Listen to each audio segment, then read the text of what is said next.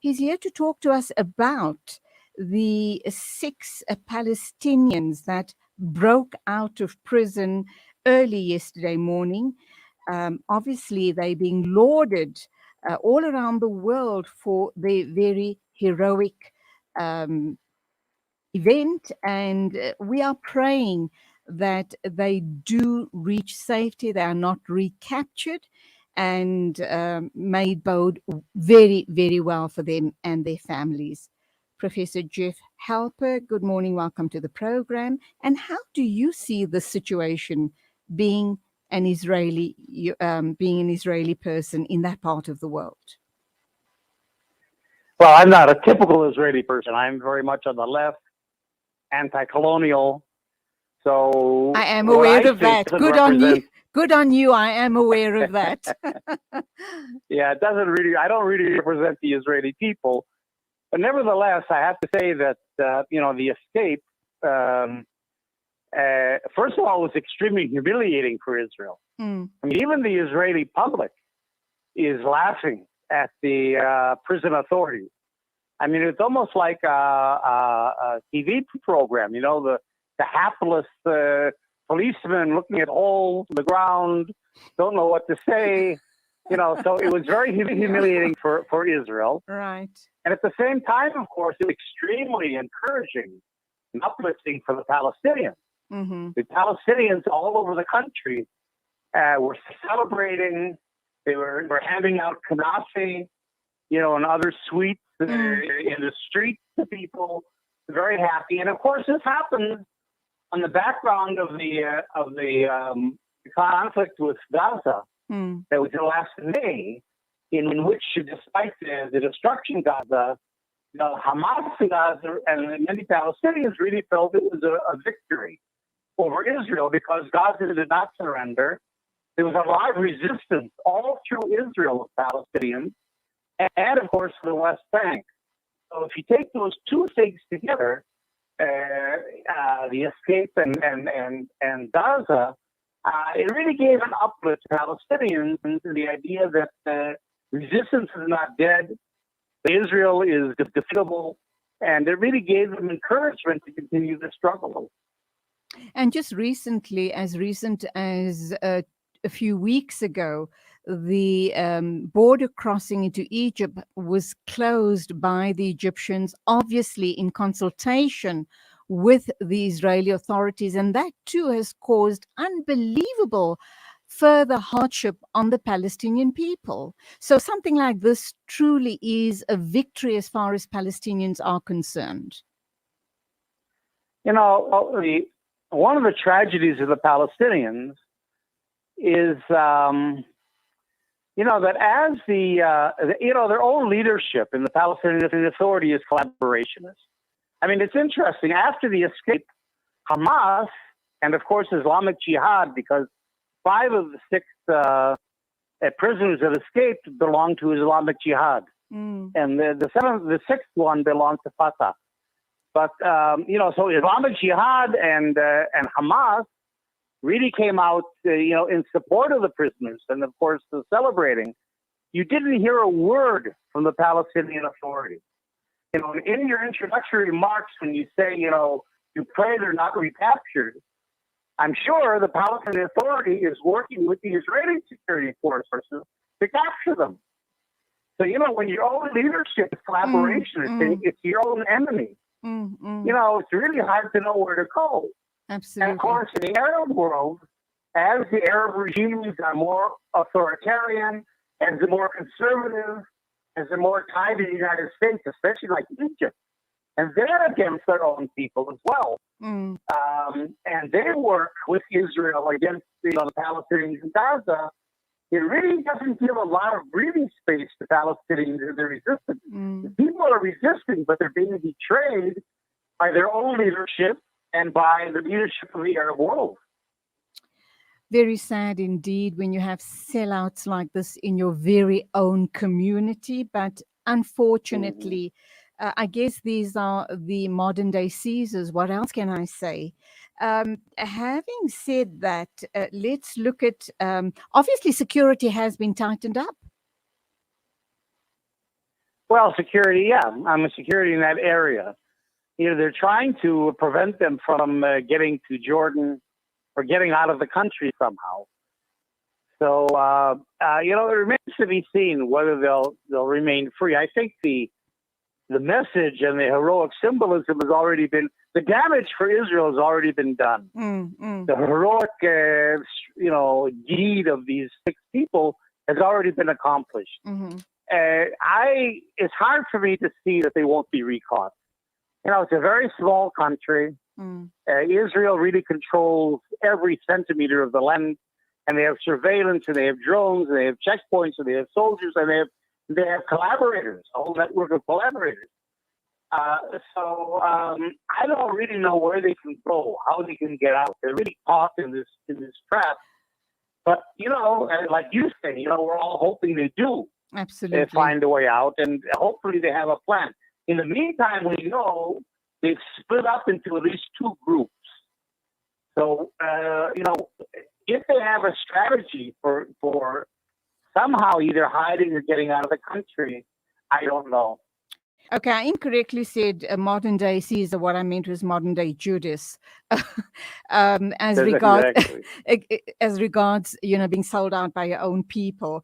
But that being said, obviously the Hamas leadership and all the others, all the other supporters are saying, please, if the escapees do come to you for help, please protect them. Do everything in your power to protect them, and do not give them up to the authorities. And undoubtedly, apart from the PA, the rest of Palestinians will do their utmost in helping the escapees to get to a safe place. So we are praying fervently that they do not get recaptured. But also, this is obviously good news for the rest of Palestinian political prisoners. And we are hearing the Palestinian people saying, the leaders, Hamas, for example, saying that this is just the start of prisoners making a break to escape to freedom. Do you think that's going to be possible in the future, or after something like this having happened, it's going to be near impossible for people to break out? It's going to be difficult. I mean, look, it's always difficult. I think this was, in some ways, I have my own. I mean, the things have come out that we don't really know, of course, what happened exactly. But apparently, this prison was built in 2004. And apparently the architectural firm that built the prison published the plans online. So I have a feeling that Zacharia Zubeidi, the Fatah prisoner, saw this online because he asked to be transferred from the Fatah wing of the prison to the Islamic Jihad side of the prison. And I think he knew because in the plans, the way they got out was there's a whole crawl space underneath the whole prison. It's free, so all they had to do was dig from the floor down a little bit to that crawl space, crawl across the prison, and then dig another hole up. So it wasn't so difficult. So I think that was a fluke. I think by chance they saw the plan and they were brave enough and smart enough to get out. But it's very hard. But, in general, these prisons are extremely tight. And it's very hard to have prison escape. There's other ways in which prisoners resist, of course. There's hunger strikes. They teach each other. There's a lot of political education within the prison. I mean, you know this from your own South African experiences. Absolutely. So resistance can take place within the prison as well. Of course, all kinds of communications outside. And prisoners are released, and so the prisoners are isolated in a security sense, but they're not really isolated in a political sense. They're very much a part of the struggle. They're very much in contact with what's happening outside. The people outside get a lot of support and encouragement from the prisoners. So even if they don't escape, we have to understand that they play a very significant role in the struggle. Okay, please, God, keep them safe and let them reach their destinations wherever it might be. Now, Professor, I do understand that you are the former head of the Israeli Committee Against House Demolitions. Are you no No, longer? I'm still ahead of it. Oh, all right. I'm still ahead of the committee. Yeah. Okay, according to my notes, Anyway, it says that you're the former right. head. Apologies for that. What's the situation there? Because every so often, just recently, we heard about the neighborhood of Sheikh Jarrah being people being evicted and people's homes being taken over. There seems to be an upsurge and very aggressive move to try and occupy as many of the Palestinians' villages and homes as possible. Where do you and your group stand on this matter? And very sadly, too, we understand that people have owned the land or owned those homes for generations and generations. And then on the flip side of the coin is the issue around where uh, life becomes so tenuous for the people living in possibly majority Israeli neighborhood, well, what was once Palestinian neighborhoods, and being overtaken by the Israelis, that they're probably not comfortable any longer, and then they sell their houses and then emigrate or move out or whatever. So that's forced removal in a sense as well. Yeah, it's very complex. It's more complex than I have time for to explain in the couple of minutes I have. House demolition, building settlements, in other words, the moving masses of, there's almost 1 million Israelis living in the occupied territory today. Evictions of Palestinians, all these are a part of ethnic cleansing, what we call the Judaization of Palestine. And, since 1967, Israel's demolished about 60,000 Palestinian homes. So if you take demolitions together, plus, yes, the evictions of Palestinians from their homes using the courts. I mean, this is really a settler-government partnership. The settlers come in, they're very violent, they intimidate Palestinians, they have millions of dollars at their disposal, so that they're able sometimes to buy houses from Palestinians in order to remove them. And if that doesn't work, then they can turn to the courts, they turn to the police, the Palestinians are harassed, and we get to where we are with Sheikh Jarrah. It's all part of the fragmentation of the Palestinian land and neighborhoods. So that, in a way, you could say there is no more East Jerusalem because it's been so fragmented with Israeli settlements and Israelis taking over Palestinian neighborhoods, that there's just little enclaves left. And the same you might say for the West Bank. It's all been divided into areas A, B, and C. Israel's right now in the stage of really mopping up. In other words, after 54 years of occupation, it's moved its population into the West Bank. It's the next East Jerusalem. It's really thrown the Palestinians out of their homes to a large degree, confined them to these little areas A and B enclaves,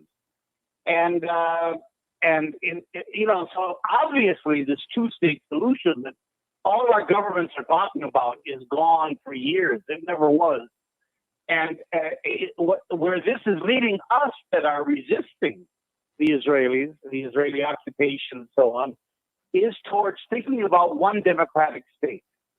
In other words, that's really the political solution. Something like what you did in South Africa. In other words, all right, you say to Israel, fine, if you want to Judaize the country, if you're living all over the country, if there's no place anymore for Palestinians to have a state of their own, fine. But let's have one democratic state. We'll decolonize Israel. There won't be an Israel anymore. It'll be a state of equal citizens, equal rights for all our citizens, and the Palestinian refugees come home. So in the end, we're trying to flip this.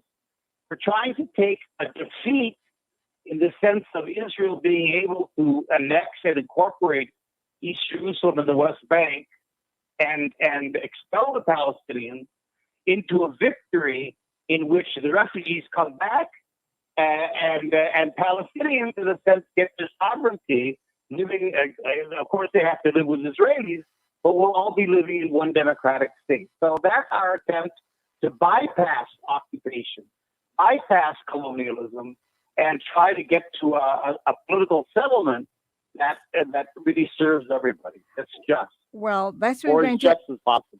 That's where we're going to have to leave it, Professor Halper. And all I say I'm to that sure. is, inshallah, inshallah, it comes to pass. And God be with you. Thank you for being with us on the show this morning. Thanks for having me. That was Professor Jeff Halper. He's an Israeli anthropologist and head of the Israeli Committee Against House Demolitions. We were talking about the 6 escapees, obviously the Palestinian political prisoners. They've made a breakout early yesterday morning. Inshallah, they do reach their destination safely. And then we digressed. We started talking about the occupation of the Israelis trying to rid Palestine of its rightful people. And you've heard the conversation. You've heard Professor Jeff Halper's take on the matter. We do hope that that does come to pass. It's going to probably take a couple of years, but inshallah, common sense prevails, and the Palestinians do then return home from all over the world, inshallah. 9:30